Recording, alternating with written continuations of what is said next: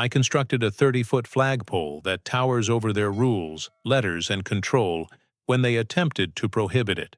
This is not simply a tale about concrete and steel. It's about defiance, pride, and the moment an entire neighborhood learned what it means to stand tall. Before I explain how it all went down, smash that like button, because this fight wasn't just about a flag. It was about refusing to bow when everyone tells you to. My neighborhood looked like it belonged on the cover of a postcard. Perfectly trimmed lawns, symmetrical houses painted in identical shades of beige, driveways lined with freshly washed cars. To outsiders, it was paradise. It was something completely different for those of us who lived inside. A stage show being micromanaged by an HOA that prioritized uniformity above all else. I moved here thinking I was buying peace and quiet, a home that is safe, a place where I could finally breathe. And for a while, it felt that way. I kept my yard neat, followed the rules, and minded my business, but there was one thing I refused to leave behind. My flag. It wasn't just for show. It wasn't about aesthetics. That flag was a thread stitched through my family's history. My father raised one in our yard every morning before work. After serving this country, my grandfather folded one carefully every night. To me, flying the stars and stripes wasn't optional. We were who we were in it. Therefore, I did not give it a second thought when I raised the flag from a modest pole in my yard. I thought it was as natural as breathing. However, that one act set off the fire that would ignite the bloodiest battle of my life. It began quietly. One morning, I opened my mailbox and found a crisp, white envelope sealed with the HOA's emblem. The paper felt heavy, official. The kind of letter designed to make your stomach tighten before you even read the words. It was short, sharp, and cold inside. Notice of violation. Your flagpole is not in compliance with community aesthetic guidelines. Removal required within 10 days. The end of it. No warmth, no explanation. Merely an order. Reading it over and over as I stood on my porch, tightened my grip until the paper fell apart in my hands. They can't be serious, I thought. My yard is here. My house, my banner. At first, I told myself it had to be a mistake. Possibly an overzealous board member or a clerical oversight. No reasonable person would attempt to prevent me from flying the same flag that my family had honored for generations. But then came the second letter. And the third. Each one colder. Each one stamped with heavier threats. Fines, penalties every day. Legal action if I refused to comply. I'd seen the HOA use their power before. One neighbor was fined for leaving his trash can at the curb for too long, and another was warned because her flowers were too bright in comparison to the others. But this was distinctive. This wasn't about uniformity. Aesthetics did not matter in this. Control was at issue here, and suddenly I realized they weren't going to stop. The letters weren't enough. There was a loud knock at my door on a Saturday morning. Not courteous, not kindly. The kind of knock that says, "We're not asking, we're demanding." I opened it to find her standing there. A woman in her late 50s, hair pulled so tight it looked painful. A clipboard clutched in her hands like a weapon. Her lips pressed together in a thin line, her eyes scanning past me, straight toward the flagpole in my front yard. Her name was Marjorie, but everyone in the neighborhood had another name for her. Karen. "You'll need to remove the flag," she said flatly, her tone so sharp it could cut glass. I stared at her, confused but calm. "Why?" "It violates uniformity standards," she replied, her eyes narrowing. "The community values consistency. That flagpole disrupts the look." Her words hung heavy in the air. Consistency, uniformity. They weren't keeping an eye on the neighborhood. Values weren't being upheld by them. They were protecting power. I wanted to laugh, to scream, to debate.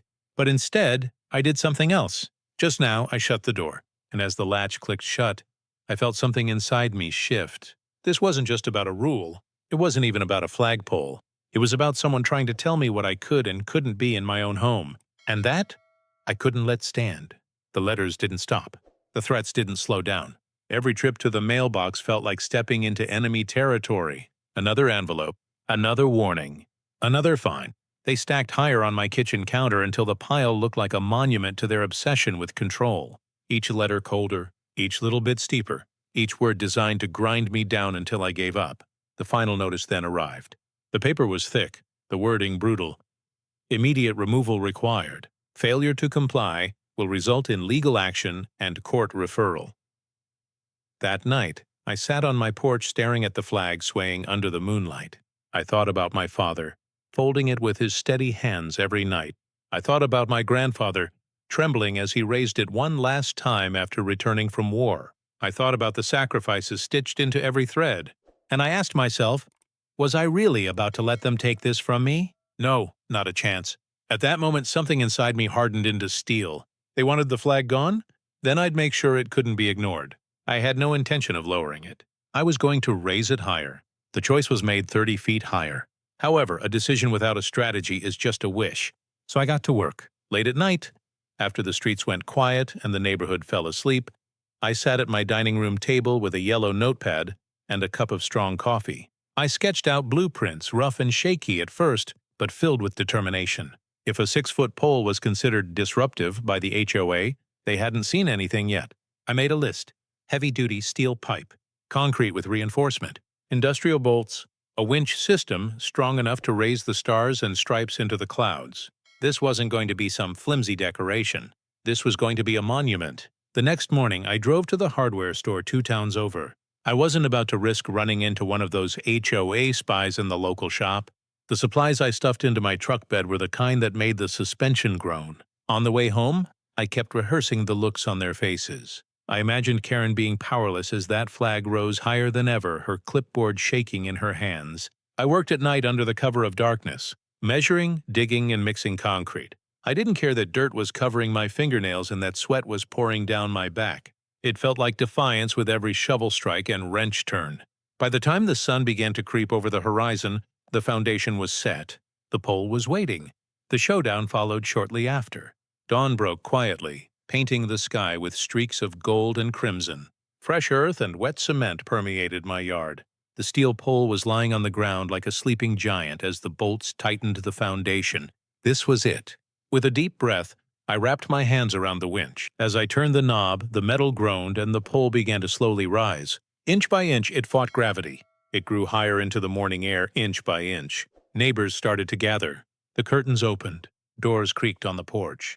Through the stillness, I could hear their whispers and sense their eyes on me. A few in awe. Some people don't like it. I also knew Karen was watching somewhere in the group. Finally, with one last push, the pole locked upright.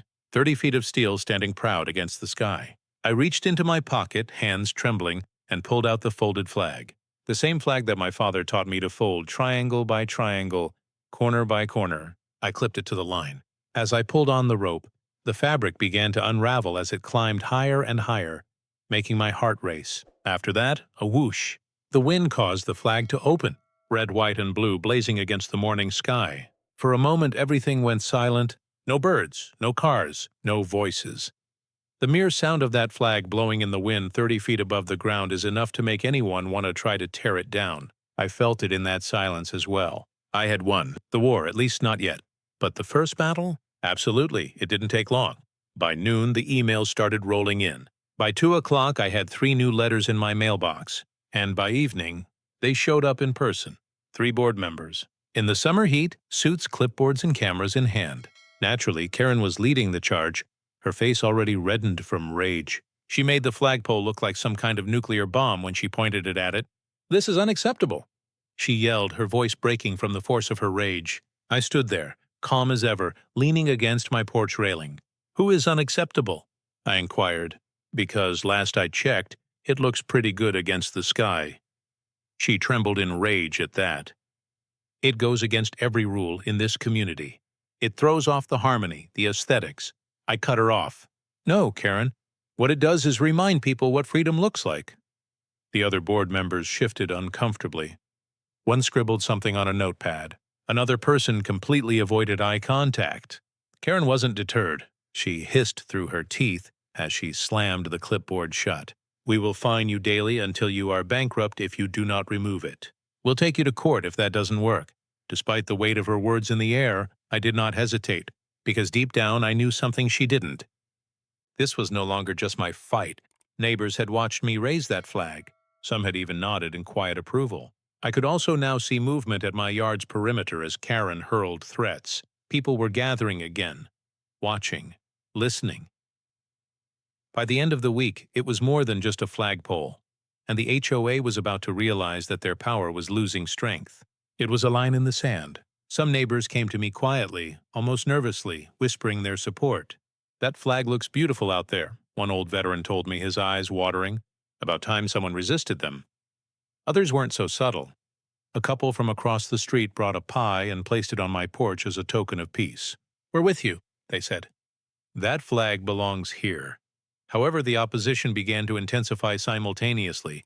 Karen rallied her loyalists, neighbors who lived for gossip, people who clung to the HOA's every word like scripture. They started patrolling the street, snapping pictures of my house, muttering about lawsuits loud enough for me to hear. One woman shouted across her lawn, "You're ruining this neighborhood with your circus pole." I just waved and smiled. That made her even angrier. The cul-de-sac soon felt like a battlefield. Previously sharing barbecues, neighbors now avoided eye contact. Kids who used to play together were suddenly kept apart by parents who didn't want to be seen picking sides. I would sit on my porch every evening while the flag towered above and cast its shadow across the street, and every evening I'd notice something new. Some looked at it with pride, others with animosity. The flag had become more than cloth and color. It had become a mirror, showing everyone who they really were. And the HOA too? They weren't backing down. Not after Karen lit the fire. They were preparing their next move, and I was preparing mine. It came in a thick envelope, heavier than all the others. This wasn't a warning or a notice. This was stamped with the bold black ink of a law firm's letterhead, stating one thing clearly: cease and desist. You must immediately remove the structure or face legal action. My heart sank for a moment as I flipped through the pages. Codes of law, citations, and threats of increasing penalties and legal fees. They weren't just trying to scare me anymore. They were trying to crush me. And the icing on the cake? They demanded payment for damages to community harmony. Harm to harmony. When I read that line, I couldn't stop laughing. Harmony? Their authority was the only thing they were safeguarding. But let's be clear, this was risky. Lawyers meant money and lots of it. The HOA also had a lot of both. I sat at my kitchen table late that night, the letters spread out in front of me, my hands pressed to my temples. This wasn't just about stubbornness anymore. If I lost, I could lose everything. My savings, my home. For the first time, doubt crept in. This might have been too much. Maybe they'd finally backed me into a corner. But then, I heard it. The soft, steady snap of the flag outside my window whipping in the midnight wind. It was 30 feet high, unmoved and still proud when I looked out the window. And something inside me clicked back into place. They had lawyers. They had money. There were rules. However, I had a skill that they lacked. A reason worth fighting for. The courthouse smelt of polished wood and old paper, and I was aware that if they desired a battle, I would give them one they would never forget. The kind of place where silence itself feels like judgment. I sat at the defendant's table, papers stacked in front of me, while across the room the HOA had shown up in full force. Naturally, Karen was in the front row, waiting for the execution like a queen. Their lawyer, a man in a suit sharp enough to cut glass, shuffled his notes confidently behind her. The judge got in. Everyone stood up. The gavel shook violently. The HOA's lawyer went first. His words were slick, rehearsed, dripping with arrogance. He spoke of aesthetic violations and community standards. He painted me as a rebel, a troublemaker who refused to follow rules. Karen gave a small, contented nod as if the case had already been won when he was done. Then it was my turn. I stood, palms sweaty, heart pounding in my chest. I wasn't a lawyer. I lacked polish. But I had something stronger than legal jargon. I was honest. I spoke honestly while looking the judge in the eye. I told him about my father, folding the flag with reverence every night. I told him about my grandfather, raising it after war, scars still fresh on his hands. I told him about sacrifice, the kind that can't be measured in HOA bylaws. This isn't about a pole, I said, my voice trembling but steady. This is about honoring those who gave us the right to even be here in this courtroom. This flag doesn't disrupt harmony. It is the harmony. It is the symbol that unites us regardless of our differences. The room went quiet. Even the judge leaned back, eyes narrowed, considering. Karen shifted uncomfortably. For the first time since this battle began, she didn't look so sure of herself. And in that silence, I knew one thing. Whatever the verdict, I had already won something more important. I had spoken the truth. The courtroom felt like it was holding its breath. The judge leaned forward, hands folded, his gaze sweeping from the HOA's lawyer to me. He remained silent for quite some time. The only sound was the faint hum of the ceiling fan above us. After that, the gavel fell. His words were more powerful than any attorney's argument, though his tone of voice was measured and steady. The freedom to honor the flag that represents this country was built on the principles of freedom. While this court respects the authority of homeowners associations, it will not uphold a rule that infringes upon a citizen's right to display the national flag. The air moved. It felt like a punch in my chest. The judge went on. The defendant's flagpole may remain. The HOA's fines are thrown out. Closed case. The gavel slammed once more, creating thunderous echoes. For a moment, silence. And then, whispers rippled through the courtroom. Karen's face twisted red, her jaw clenched so tight I thought her teeth might crack. The HOA's lawyer shuffled his papers with shaking hands, suddenly in a hurry to leave. But across the aisle, where neighbors had quietly come to watch, I saw something else. Smiles, nods. Before the bailiff silenced them, a few people even clapped. With my head held high as I left that courtroom, the sun was beating down on the courthouse steps. For the first time in months, the weight was gone from my shoulders. I hadn't just won for myself. I had won for anyone who had ever been bullied by people who used rules to control other people. Additionally, one thought persisted in my mind as I drove home. The flag wouldn't ever fall. Now, not never. I awoke early and went outside the day after the verdict. The morning was peaceful. The street was covered in gold as the sun was just cresting the rooftops. And there it was, my flag, 30 feet in the air, snapping in the breeze like a living thing. But something had changed.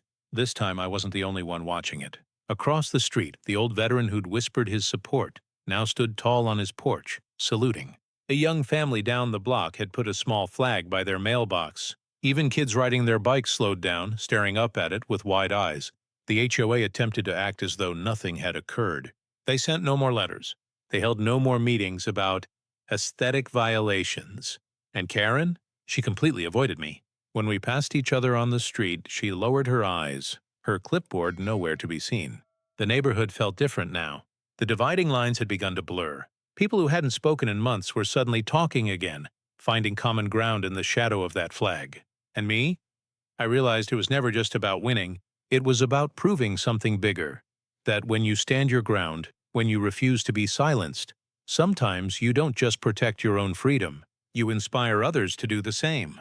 That flag wasn't just mine anymore. It belonged to every person who saw it and remembered what it stood for. And as the wind tugged at the fabric, I whispered to myself, they tried to ban it, but I raised it higher. If you believe no one should ever be told to take down their flag, share this story. And if you've ever stood up to an HOA, drop your story in the comments. I promise I read every single one. Also, don't forget to click the like button because more people need to hear about what happens when you don't back down.